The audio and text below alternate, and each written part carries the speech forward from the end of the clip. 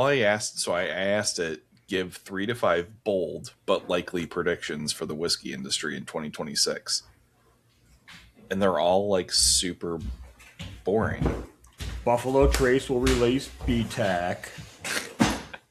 No, they're not that boring, but All right. they're pretty boring. So I'm gonna spice them up a little bit, I think. I mean, I do agree with all That's of because them. they're boring, which is something you would agree with. Well, I think they're probably accurate, but yeah, they're not exciting. So Great. Sounds like you're going to provide great content then. Something that's not exciting like normal. I'm gonna do my best.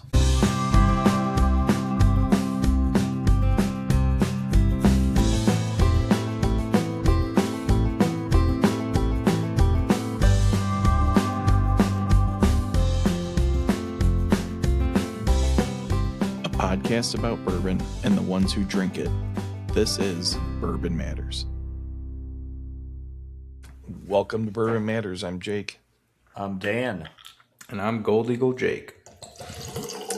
Tonight we are putting up some predictions for 2026. Dan specified 3 to 5. Oh, I didn't know So there's enough that. content. Hey, at least I'm not like you and put stupid rules on crap. This is you did put a rule on it. I mean, that is kind of a rule. I mean, it's a very loose rule, though. All right, do you want to tell everybody why you wanted to do this? It's the new year, so why not predict things that are going to happen in 2026? Everyone does predictions. All right. I agree. First Sorry. episode, and we often talk about what's going to come and the industry as a whole. So I think it's a good idea to give some predictions and look back on them at the end of the year and see where we're at. Jake's just trying to like throw me under a bus for absolutely no reason because he can't come up with show ideas. So this is like his attempt to try and make me feel dumb. Yet it's us versus him right now. It's a good idea. Oh yeah, okay. I just didn't know. I didn't know if you had some kind of epiphany or something that No, made you want to do this, no. or if Kyle suggested it and you're trying to pass it off as your own. No, Kyle didn't suggest this. Usually when I come up with an idea, it's because of Kyle. But that's because Kyle knows nothing about whiskey, so he has a lot of questions. So that's usually what we do. All right, so how do you want to do this? I don't know. We can just probably bounce back and forth. I got my 5 written down. We can just kind of go through and talk about different ideas. And something that is fairly bold but possible to happen in the upcoming year, I thought would be fun. Yeah, so you go first. What's your let's start with your least. Bourbon's gonna tank. It'll continue to decrease in sales. Well, I mean, it will, but that's not a bold prediction. I don't have like all mine are fairly decently. You know, I probably the one we can probably most agree on is that this year Chattanooga will either win have a top prize at San Francisco Ascot or the top American whiskey on Whiskey Advocates list this upcoming season. That's a good one. That's a good one. Well, yeah, of course it's a good one. It's something that required thought. Like I put some thought into this. Why did you pick them? Because I don't think they've had the top honors yet. I think we always talk about how much better they're getting, or not better, but like how much amazing stuff they've been putting out. I decided. Did you say Whiskey Advocate or San Francisco? San Francisco Ascot or Whiskey Advocate. Oh, okay. For Whiskey Advocate, it'd be the top American whiskey. Not saying it's their number one, but it'd be the number one American whiskey. Okay. Because Ascot and San Fran both have an American whiskey category. Yeah. Yep.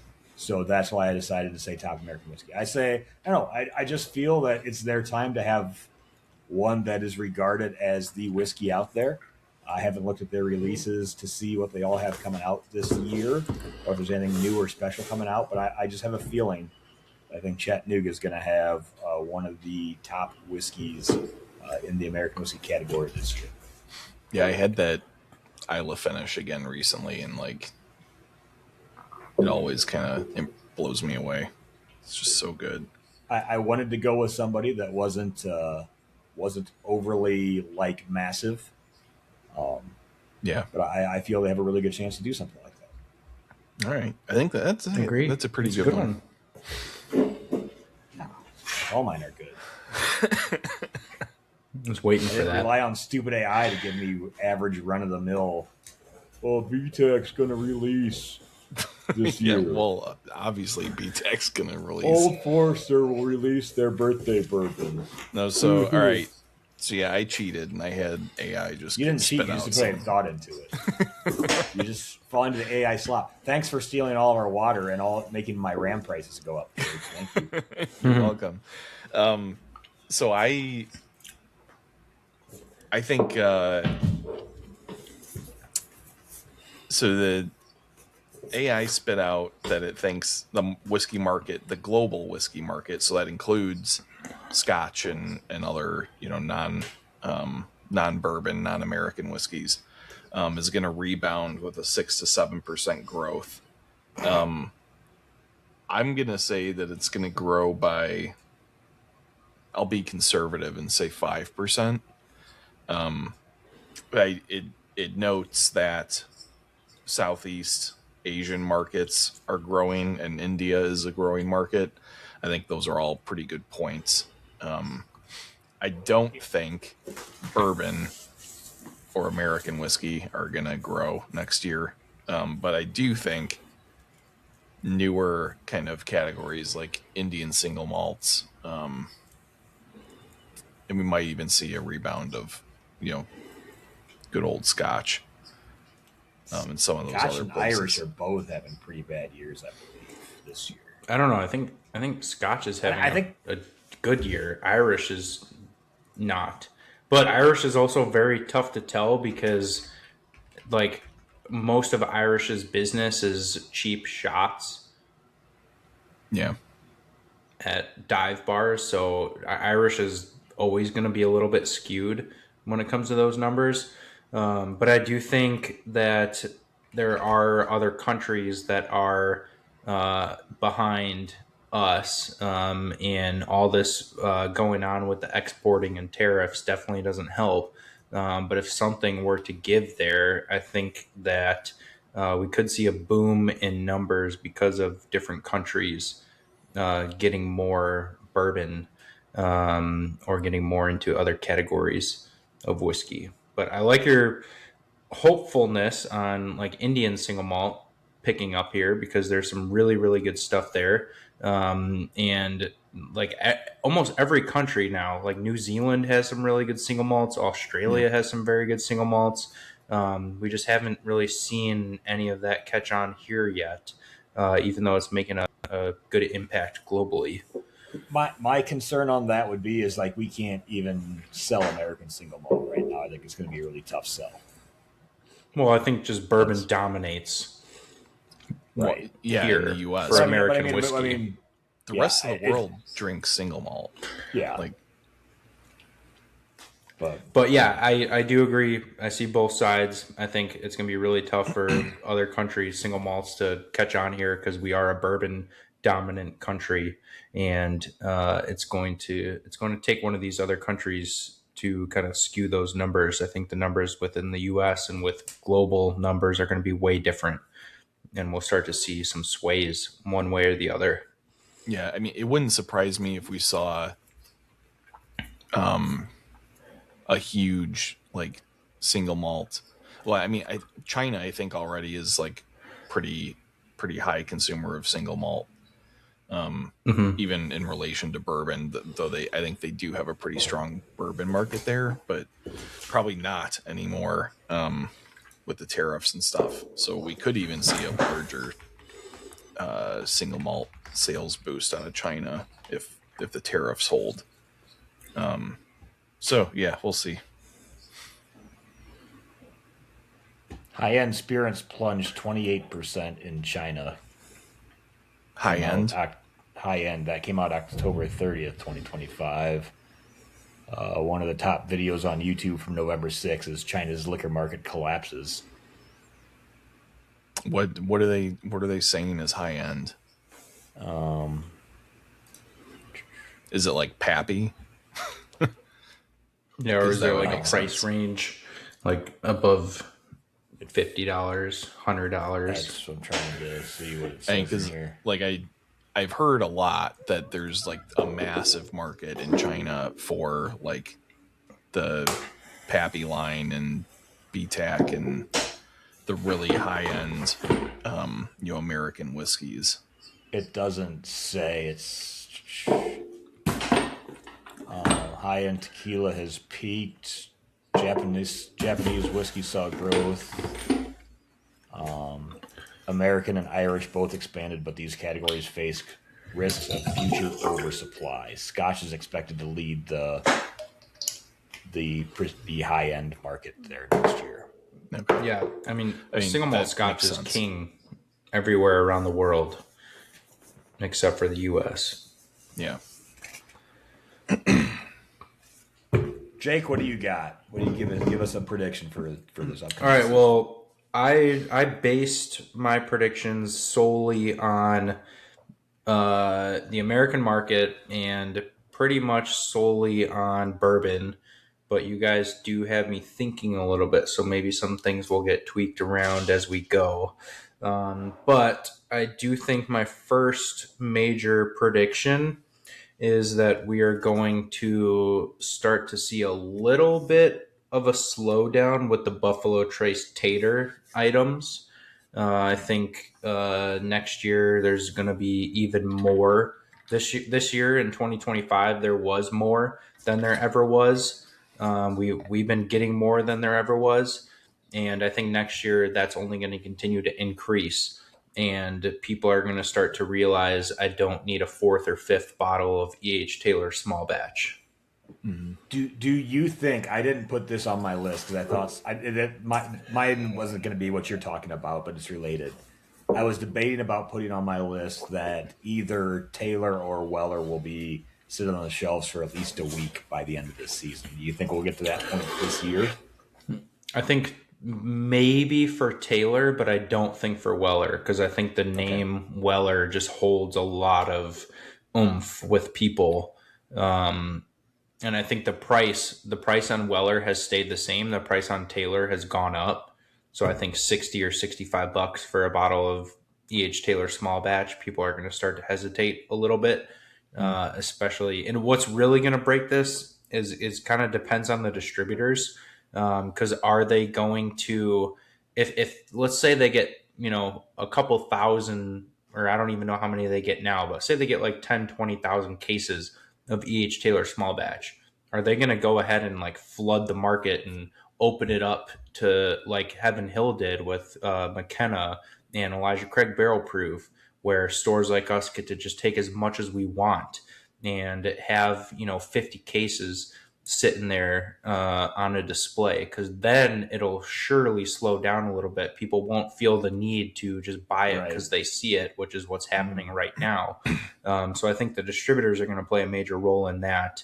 But yeah, I do think, last time we released Saturday Tater Drop, E.H. Taylor lasted about 6 or 7 hours, to the point where the last like 10 bottles we put on the shelf, and we still put a limit one sign on the shelf, but it was gone before the night was over. So it still has that pull through, but it's not like it was at the start of 2024 where it was disappearing within an hour. Yeah. I'd be interested to see if there is an opposite effect where once Weller is on the shelf all the time, nobody will want to take it because that's like the lowest common denominator Buffalo Trace product. And like, people finally realize that it's not worth hoarding. It's not worth hoarding. It's still a hell of a $30 bottle for special reserve. No, yeah, I for know. nice But like there's people with like 30 bottles of special one reserve. thing we've never talked about, I just thought of on that too, and probably why it'd be Taylor before Weller. I don't know the breakdown, but I guarantee Buffalo Trace produces way more Mash Bill 1 than they do their weeded Mash Bill. Yeah. So that For would sure. make sense. That makes That'd be sense, too. Taylor. So But even Buffalo Trace, I mean, we get more Buffalo Trace than anything, and that still sells out within a day or two when we get it. But I think that also has to do with there are still a handful of people out there that aren't really into bourbon. They just drink bourbon. They're not, they don't have 40, 50, 100 bottles, multiple hundreds of bottles at home like some of our listeners and we do. That their go-to is Buffalo Trace, and that's really what they think of when they think of bourbon. So there's still people, I think, that love Buffalo Trace and don't even realize that Weller exists, or don't even realize that Taylor is part of the Buffalo Trace lineup. I think the name Buffalo Trace just holds a lot more weight than the other brands. And then once you get more into bourbon and you go to the distilleries, you realize that they're producing other brands. So I think, yeah, it's going to be interesting what happens with regular Buffalo Trace, if that will ever catch on to the point where that will be on the shelf. Because I could see Taylor being on the shelf before regular Buffalo Trace. Mm-hmm. Yeah, and I think too. Plus, on the Buffalo Trace side, more people use that also as their cocktail. Yeah, bourbon, since it's $30. Yeah. Where people that are buying Taylor, most of them are probably just doing it neat. Yep. So yeah, I agree with that. Yeah. I'll try and split up some of my negatives and my positives here. I was expecting all negatives. No. Yeah. I want to save this one. I want to save this one for last, or one of these for this. I know the one I want to save for last. I think we're going to see a fairly decent sized distillery go out of business this year, or not distillery, but either distillery or brand go out of business.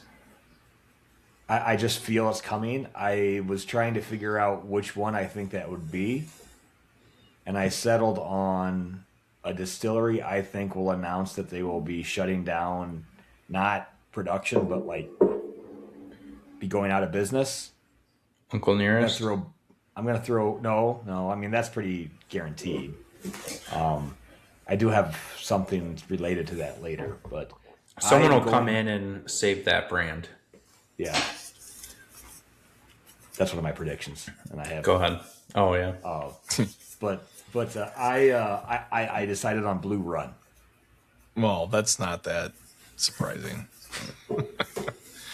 You have anyone going out of I business agree. this year on your prediction list? I was actually going to say that I think this year is going to be the year of consolidations and closures.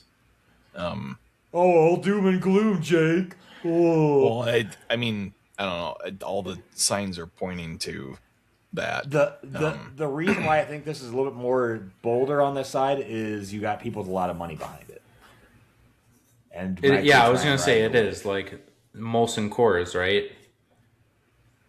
It's Molson Coors, but it's also like originally started by Nike, people from Nike and Facebook and Google and stuff like that. So But, I mean, they've presumably abandoned their distillery already. Yeah, they abandoned their plans. It's a super they're premium toast. brand with very mediocre whiskey. Yeah, I don't really know anyone that drinks Blue Run. The one I really wanted to go with was Jefferson, with the amount of money they got given. The fact that they're building this distillery, but I decided I honestly don't think the Blue Run won't be in business at the end of the year. Jefferson has this weird following though. Like it's kind of like the Buffalo Trace for people who like aren't really into bourbon, you know? It's like it's the people that have a bottle of Woodford at their house all the time also have a bottle of Jefferson's, and also have a bottle of Grey Goose and Patron on their bar. Like Jefferson's is kind of an everyday staple for those type of people, and they think Jefferson's Ocean is the best thing ever created. It's so sad that people actually think that. Yeah.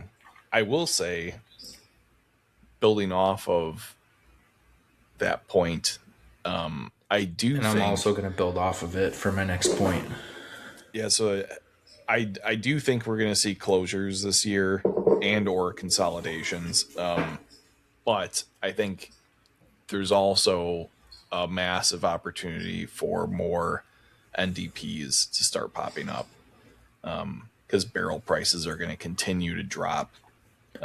There's like, as long as the big six and MGP are producing at these volumes, the barrel prices will just continue to fall. So NDPs, I think, are going to start popping up, scooping up these barrels, and I don't know if they'll all be successful, like Rare Character, but I think we'll see more of that. Go ahead, build on your point there, Jake. No, I mean that's kind of leading right into what I was saying. I do think there's going to be more NDPs. Barrel prices are at the lowest they've been in the last 5 to 7 years. So I think we are going to see a lot of new NDPs, and whoever has the best marketing or flashiest bottle and label is definitely going to succeed and win at that. But I don't think we're going to have a ton of major brands go out of business. Only because I think we're going to start to see more things like Jim Beam is doing, where certain brands will kind of stop distilling so that they're not investing as much into their brand, because there's so much bourbon out there aging. I don't think places will just shutter. I think they will try to just sell what they have and move forward that way. But I do think that this is the beginning of what's happening in craft beer right now, where a lot of breweries are saying, all right, that's it, we're done. It's just going to take a lot more time here because they already have so much money invested into whiskey that's currently aging, and you got to do something with the whiskey.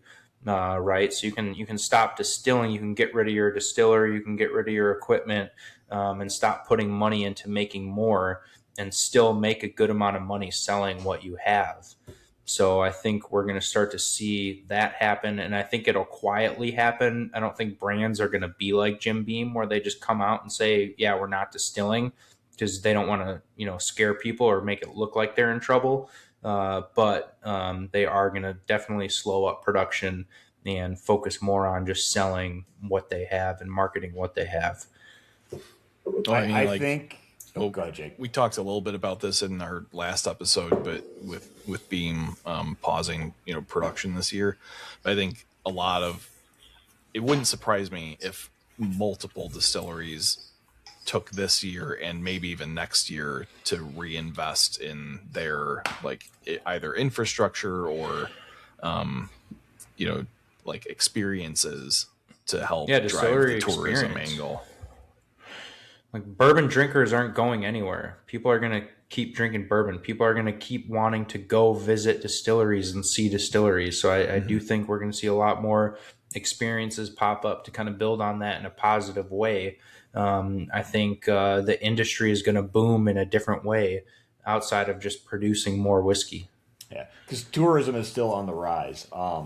The one thing with the NDPs popping up, which I also agree we'll see, I think if they want to have any chance of success, though, they're going to have really good blends at a price point $40 or less if they want to make it.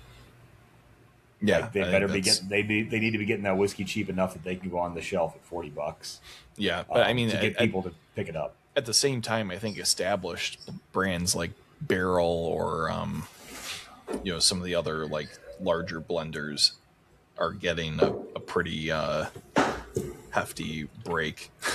I think being able to scoop up some cheap barrels and still price them at a premium or market them at a premium kind of level.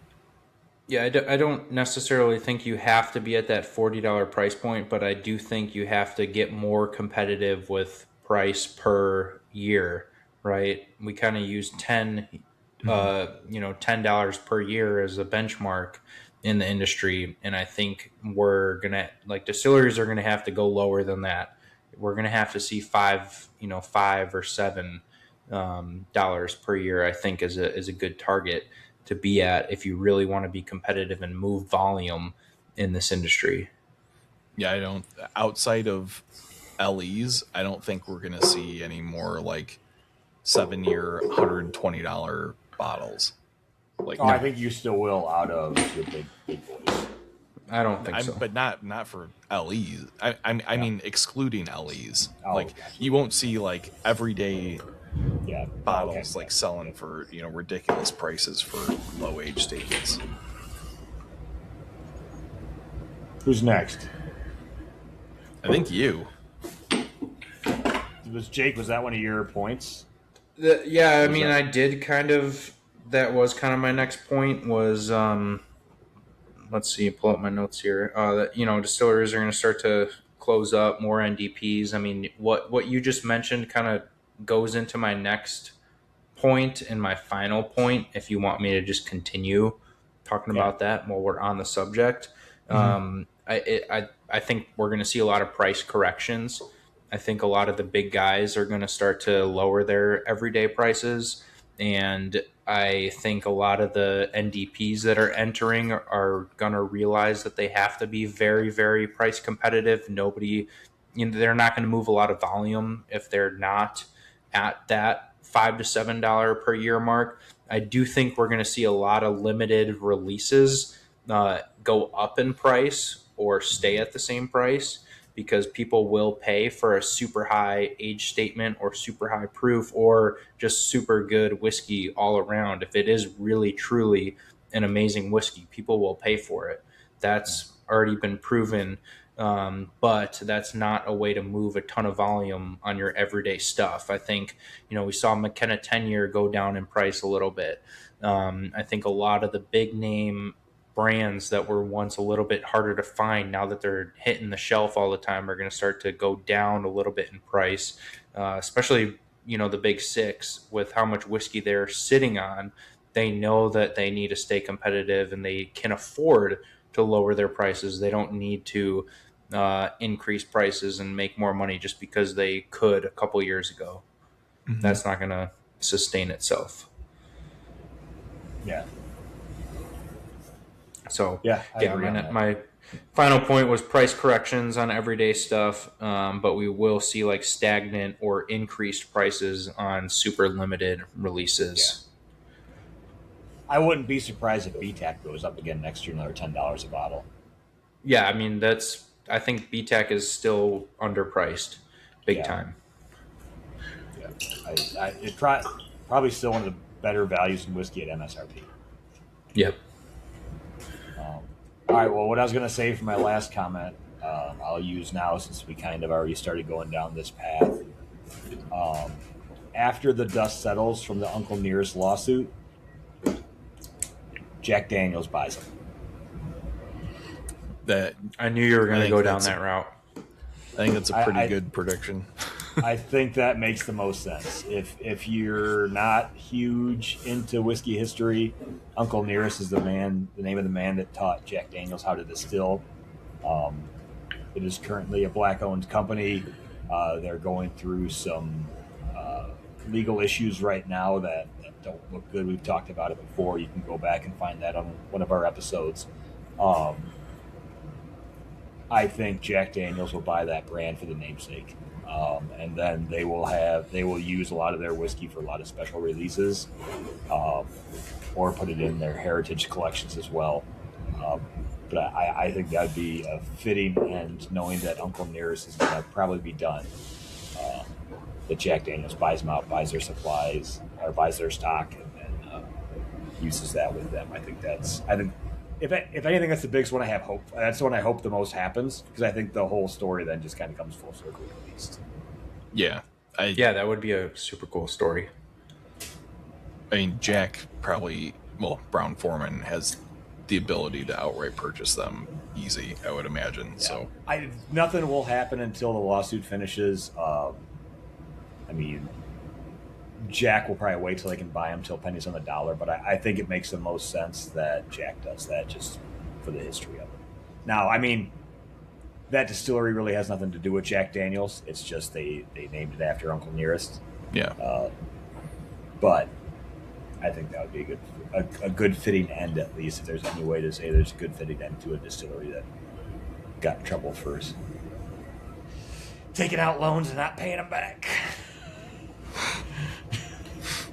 So, Jake, what do you got? So I got two more. I don't know this one should be pretty quick. I think we're, over the past couple years, we've talked a lot about how like RTDs are, like growing, and other, like seltzers and like all that crap. So I think You cocktails. drink dad water all the time. What are you talking about? Dad water is not a seltzer. Oh. It's still water with flavor and tequila. Yeah. I don't drink that bubbly bullshit. Don't you put that evil on me. Don't you put that evil on me, Ricky Bobby.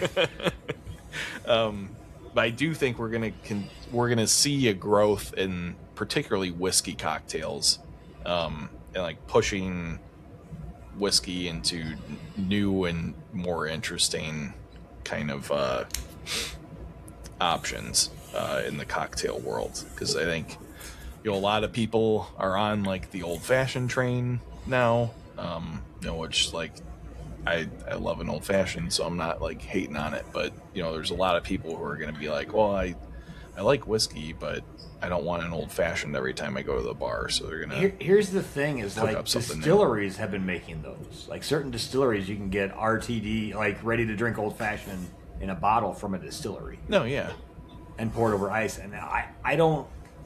The thing I see. well, so let me clarify. I don't think distilleries are going to start releasing cocktails. I think there's going to be a shift towards more like craft cocktail consumption and stuff like that.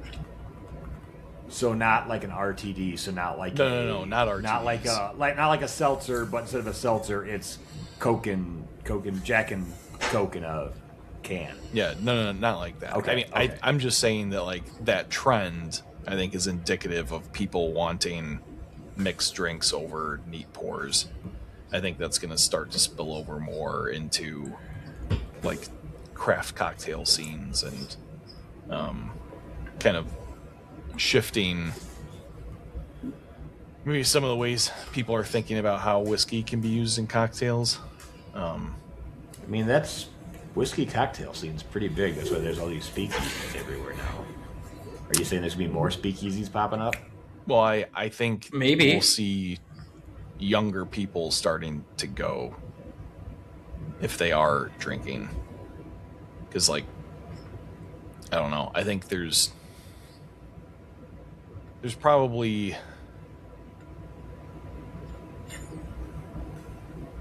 I like how you're coming up with a prediction that there's no way to be able to tell if it came true or not. 'Cause I you're mean, like, hey. oh, there's gonna be more whiskey cocktails. And it's like, So- okay, anecdotally, All right, we can. so I'm gonna assess kind of that. I'm gonna kind of piggyback off of that because I actually think can you help that him out, is- Jake? Can you help? Yeah, him I'm out? going to piggyback off of Okay, that. I thank think you. that's a good idea. So I think what I'm noticing as being in a liquor store every day, there's more and more people coming in every week that are looking to make cocktails and looking for certain cocktail ingredients.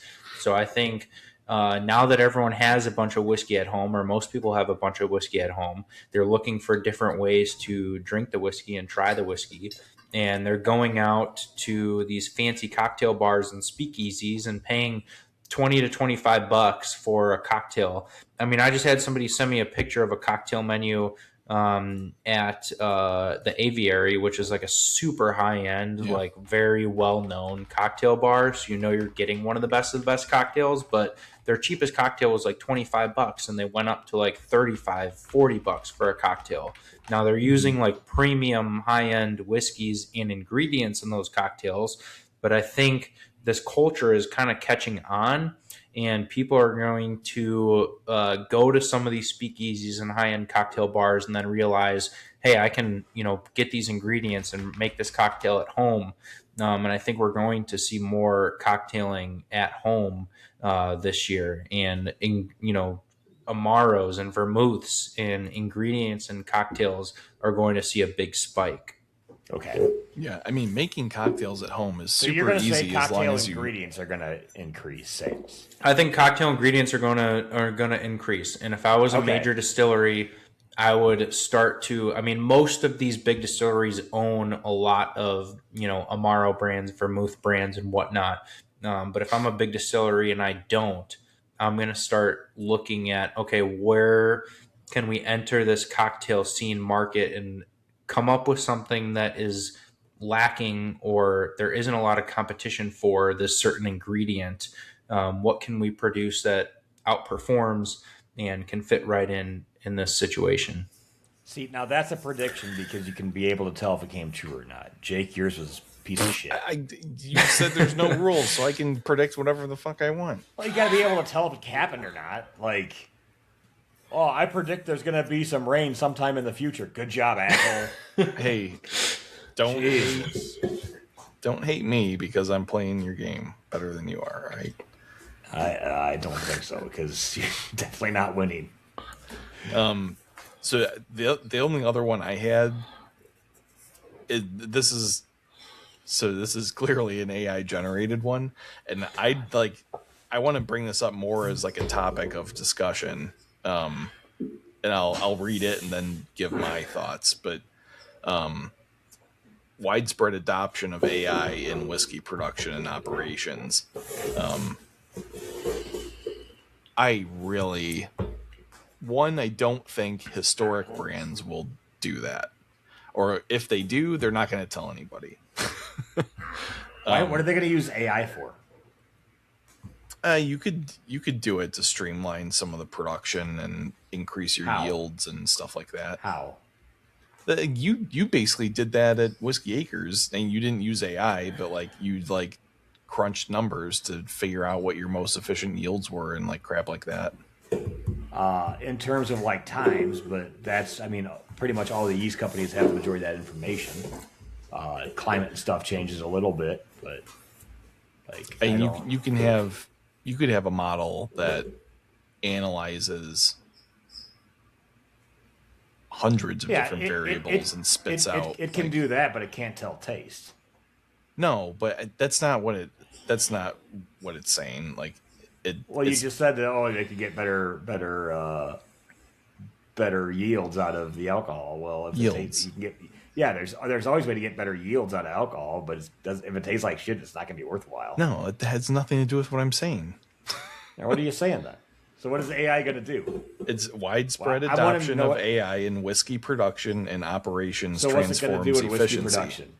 What's it going to do in Increases whiskey efficiency. By using predictive modeling to do what? To streamline processes and increase what processes? Yields.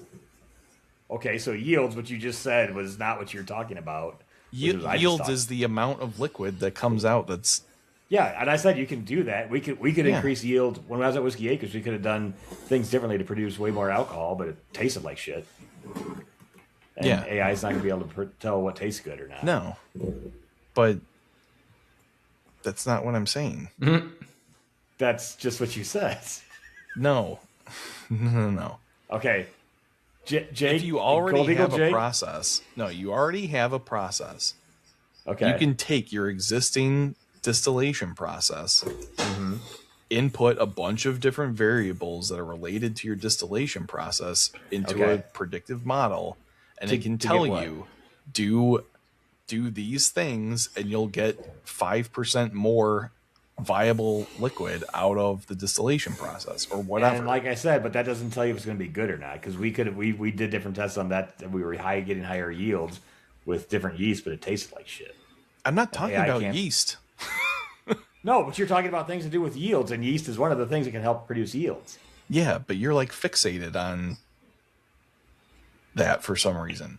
I'm talking about it's 82 degrees. It's 82 You want me to degrees. step in? Your relative humidity is X, Y, or Z. Therefore, you should be distilling at whatever because temperature. every distillery is going to spend probably about $100 million to have a climate-controlled distillery. I'm making up an example. I think this it's going to happen. is... People are going to start doing it for sure and marketing it as such. I think small distilleries and medium-sized distilleries are going to start using it as a marketing tool. I think this conversation is just like way early on with AI, and I think the potential for AI is beyond what anybody, most people realize right now. And I agree totally with both sides, and I think this could be a 5-hour long episode debating AI, and we would need somebody on here who really understands AI a lot more, because there's a lot of layers to it, and I think the potential is not even hit yet with what AI can do. But I do also see the side that making whiskey is a very hands-on and human thing that involves tasting it to determine where it's going to go.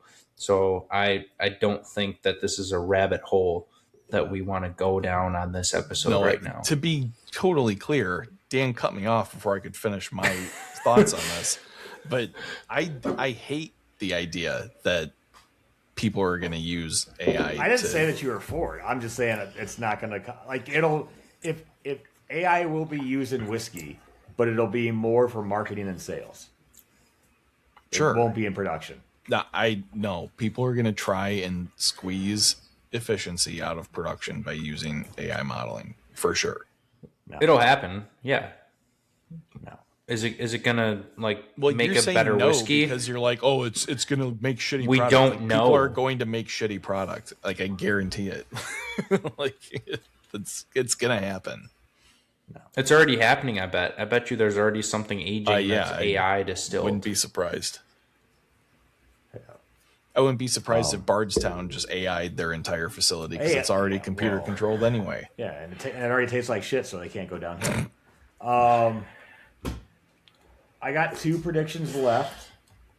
We kind of talked on if Jake, you kind of talked about if people are going to announce, big distilleries will announce if they're shutting down production or not. The big ones probably will, especially ones that have investors in it. They'll need to let them know. Name names. I will. I actually have specifics when I do things. I don't speak in generalities. Good. And I have numbers that we can discuss as well and find out for sure. This year, Middle West will cut production by more than 50%. That's interesting. I don't agree with that. You don't like their product. Do you understand? It has nothing Middle to West, do with Dan? whether I believe that they're going to cut their production or not. And Dan, this is not like a dig at you or anything, but do you understand Middle West? Yes, they produce a shit ton of whiskey. They produce a shit ton of whiskey, and they've been producing a shit ton of whiskey before they even came out with their own label. Mm-hmm. I still think they're going to cut production by more than 50%. Okay, I could see that, but because we already talked about all the whiskey that's out there, so that means there's already 4 to 5 year old whiskey that's out there. They're already producing for like God knows how many labels. I know, but there's so much MGP and everything out there, so they're not going to need to produce much more for the. But MGPs. they are like the sneaky, silent, smart player in this game. Like MGP makes really, really good whiskey, and they mass produce, and everybody knows Indiana MGP, but not many people know what brands and labels are distilled by Middle West. I think your contract producers are all gonna I think MGP is gonna cut a lot of production this year as well too. I think MGP will for sure. Yeah, that I would say absolutely. But there's I don't so think much Middle aged West whiskey out there that we just talked about, like how these big ones, like Jim Beam, they're closing down one of their 3 plants. We've had that pausing for a year. They're closing down for a year. You don't know how many fucking people I heard at the store. Jim Beam's closing. Oh my God. They're shutting production down at one distillery for at least a year. We don't know more. There's somebody in the Lake County Whiskey Club that posted a picture at the distillery and was like, grabbing this before they shut down or before they close for good. Like, oh my God. No, it's one of Jim Beam's 3 distilleries that's pausing production for a year. Yeah, it's shutting down production for a year. It's basically the one that makes White Label, right? To focus on making a better visitor experience and doing a cleanup and tune up, which I'm not saying that they don't. Because that takes a Well, year. I'm not saying they don't have No, too it much would take a whiskey. year. Like they came out and admitted that they have, Too much whiskey. They're cutting overproduced down whiskey to- for yes. what they're forecasting that they're going to need. But this is their main visitor center that they're going to invest more resources and time into making it a better experience for guests, which what we've talked about is that is definitely been on the increase and will continue to be on the increase is the visitor experience at these distilleries. Yeah, I mean, Yes. I think we're gonna see much more of that because the people like us have already been on 100 distillery tours. We don't learn anything new unless it's about the brand specifically, like brand history or whatever. So like people are gonna stop going on tours. And they want to do That's still other increasing stuff. though. They're not going Tourism to. numbers are still increasing. No, Yeah, but they I mean, are if, because if they provide other options at the location besides going on a tour, people like us will opt to go to People the like nice us restaurant People or like us will. The majority of people will not. I think a lot of the people going to Kentucky are people like us No. that are whiskey enthusiasts. No. People that go there, I bet half of them are just people that go there to drink and have a good time. The same people that like I We're go not to going there to wineries. drink and have a good time. I am, but I like this. I go to wineries to drink and have a good time. I could give a shit about a winery tour, but I'll still go no, on one it's because I get a free sample. yeah, no, I agree. It's a good mix. It's just like Napa Valley. Like you're not. It's half people who are big collectors and connoisseurs, and it's half people who are just like, let's go have a good time. Like Yeah. it's the same thing with Kentucky. It's half big collectors, and it's half people who are just like, oh, bourbon is popular, and let's go see all these distilleries I and travel think to a new place. they You're need wrong. I mean, you can think, but you're wrong. no, they need different attractions Maybe you should to not keep think. people Maybe that would make the podcast going better. back. They need They something will. else. Yeah. I agree with that. I mean, that's kind of what we're saying. There's gonna be better experiences that pop up. I mean, look at where Kentucky was 6 years ago. Nobody had a bar or a restaurant at their distillery. Now they all have a bar and restaurant. Now a lot of them are offering multiple different types of tours: a barrel thieving tour, a agricultural tour, a Fill your own bottle tour. warehouse tour, fill your own bottle tour. So there's all these different experiences being created. I think we're gonna start to see more and more cool different things that people can go and do there, and that we know that is on the uprise, and that's not going to slow down.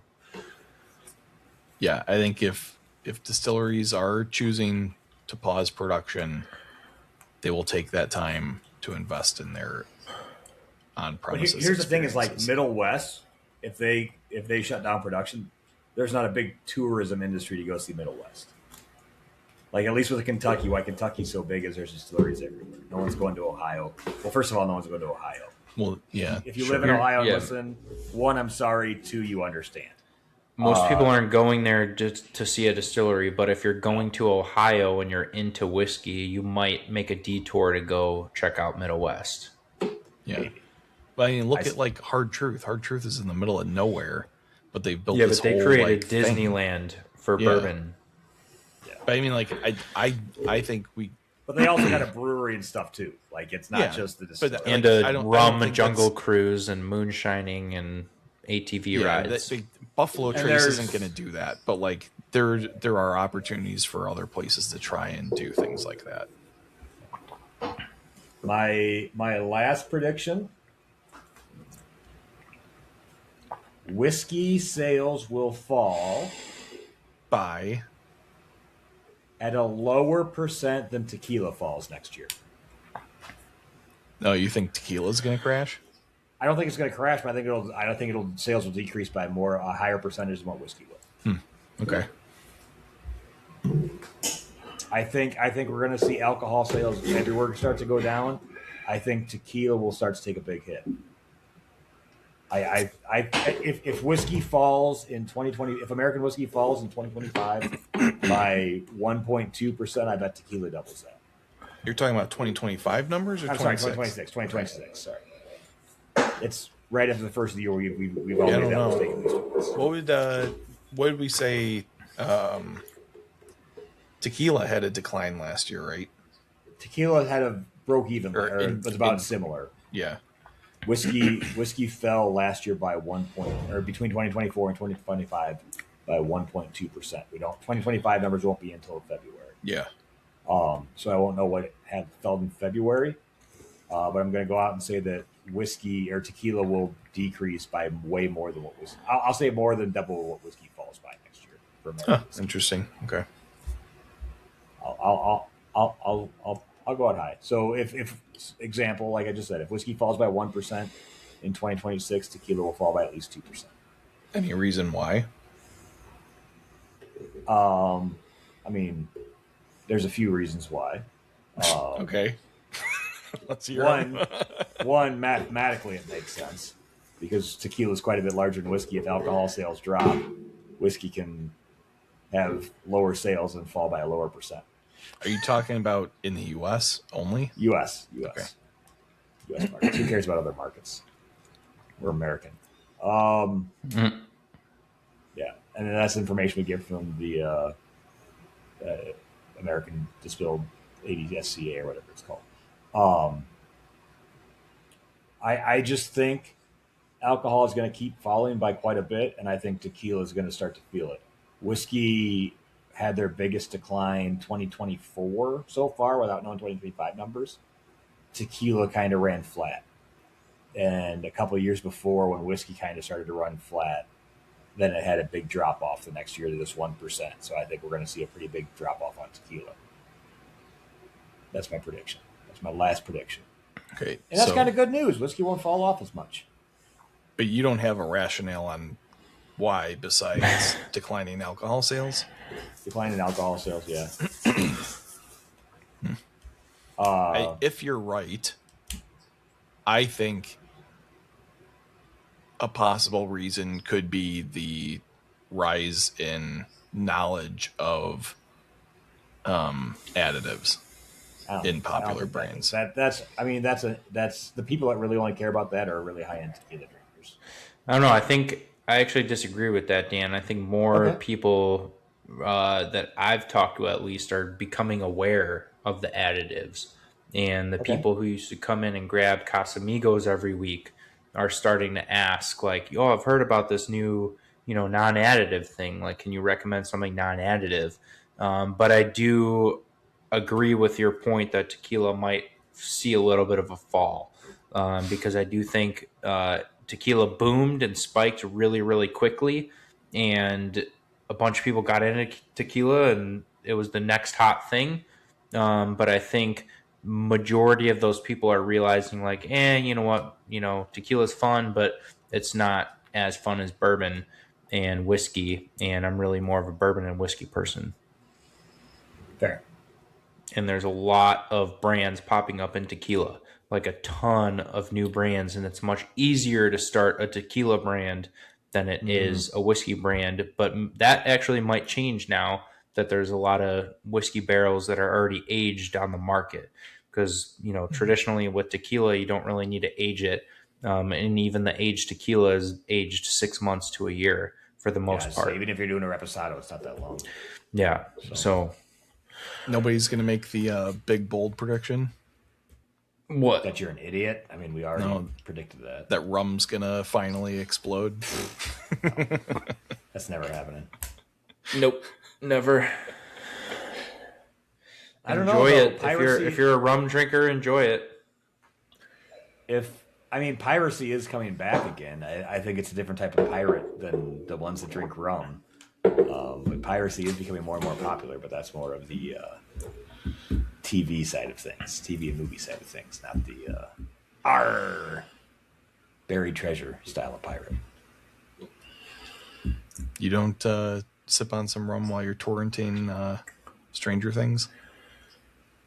I don't sip on rum. I don't even have a bottle of rum. I have 2 bottles of tequila, 1 bottle of like vodka from Poland that's not distributed here, and that's it.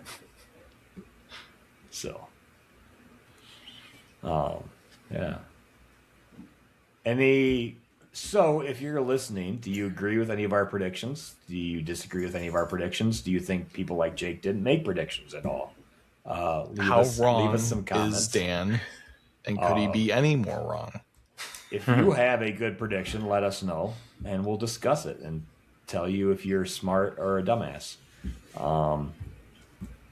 Just gonna go out on a branch here. Probably you're a dumbass. Yeah, Dan's gonna moderate the YouTube comment section this week. I always give my 2 cents on what we should reply, and that's never what gets replied, No. unfortunately. If you want Dan to reply, comment Jake's a moron. If you comment Jake's a moron, we'll know that it's Jake R, not Gold Eagle Jake. Gold Eagle Jake's agreed with me again quite often on this episode. He's coming around. He's getting older. He's coming around to my side. I mean, I'm both. I think I'm both.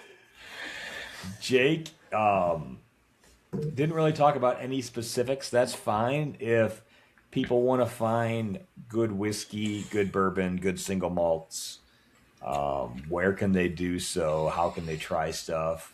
What are some of the events you guys got coming up? Tell us about some of those. We have a couple Scotch events coming up. We've got next week. We have our Rye January blind tasting, which tickets are almost sold out for. So if there are still some available when this episode airs, make sure you jump on it. But we'll be tasting some very good Rye January bottles. And then we have a Burns Night, which is a big Scottish holiday tasting coming up at the end of January. I'll be tasting 6 to 8 different single malt Scotch distilleries. And then another Scotch one, the Glen Ross. The Scotch ones have been a ton of fun lately and are just absolutely full of knowledge. So even if you're Scotch curious, I would definitely recommend coming to the couple of Scotch events that we have coming up. But don't worry if you're not. We will have more bourbon events being listed soon. And my goal this year is to do more blind tastings than last year because that seems to be what the people want, and they're always a ton of fun. But you can check everything out at goldeaglewine.com. Make sure you follow us on Instagram at Gold Eagle Wine, Facebook at Gold Eagle Spirits to see what we have going on. Does when Glen Ross is there, does that mean you're going to have some more Glen Ross 18 available? We will probably have Glen Ross 18 available. We're going to have the whole entire lineup of the Glen Ross at that tasting. That's so a good including bottle. some limited releases. I know you got to be there to get the discount. Can I, if I know someone there that's going to be there, can I have them get me a bottle for the discount? 'Cause I'm almost Yeah, out of my for Glen sure. Ross 18. For sure. Who are you going to get to be your patsy? It's not going to be me. Here's a little here. I'm going to give you a little inside secret right now. This doesn't happen every time, but sometimes when we program the discount for the tastings, you know that our inventory syncs online. So sometimes during the tastings, if it syncs at the right time, you can get the discount online until the event ends. So if you're interested in a brand that we have a tasting for, it's worth going online and checking to see if those discounts have applied. I don't like when they do that, but I can't control it sometimes because it syncs with the in-store inventory. So if it does, you can just go online and buy it at the discount price sometimes. You heard it here. Go ahead, and if you heard that, post it on all your social media so everyone knows. I mean, I'm never going to say no to Jake's a big selling a fan. bottle. We like to reward people for coming to the events. But you know, if you're at the right place, right time, and you see it online, then yeah, go for it. All right, Jake, where can people hear some of our former episodes, see our stuff, all that good fun things? One thing we never wrapped up from last year was our charity bottle collection. Did you get a final tally on what we raised? Way to ask me Oh, during the show you know and what? not beforehand. No, that is That is a great point. Next episode, we'll talk about that because I didn't run the report for the last bottle that we did, but we were at about $600 before the last bottle, and we kind of like stopped putting bottles on, but we also had other people donate bottles for other charities. So if we include all of that, I guarantee you we're probably around $1,000 raised for the year just from drinking whiskey at the bar. But yeah, you know what? Remind me at the start of next episode. I will have that report ready, and we can discuss how much we raised for charity through the charity bottles. Cool. You can listen to that episode on Spotify, Apple Podcasts, Google Podcasts next week, or any of our other episodes. Watch us on Spotify and YouTube. Make sure you like, subscribe, comment, share the show with your friends. And if you're watching us next week, you'll probably see a new background behind Gold Eagle Jake as we wish him good luck on his upcoming move. Jake, I will say I popped your 1928 wedding bottle that I ordered from you. It is phenomenal. Good. And I hope your marriage ages just as fine as this 1928 Armagnac blend. Oh, thanks, Dan. Okay. That's the sweetest thing you've ever said. I know. I'm a sweet guy, man. How much of that bottle have you drank? Yeah. Not much. I mean, it's... I'm just messing, but... But yeah, it is a really, really good bottle. All right, let's stop this before Dan gets too sentimental. I'm not going to say anything sentimental about you. Like, episode's over at that point. Like, not episode. Podcast is over. I ever say anything nice about you. So, all right, boys. Cheers. Cheers. Cheers.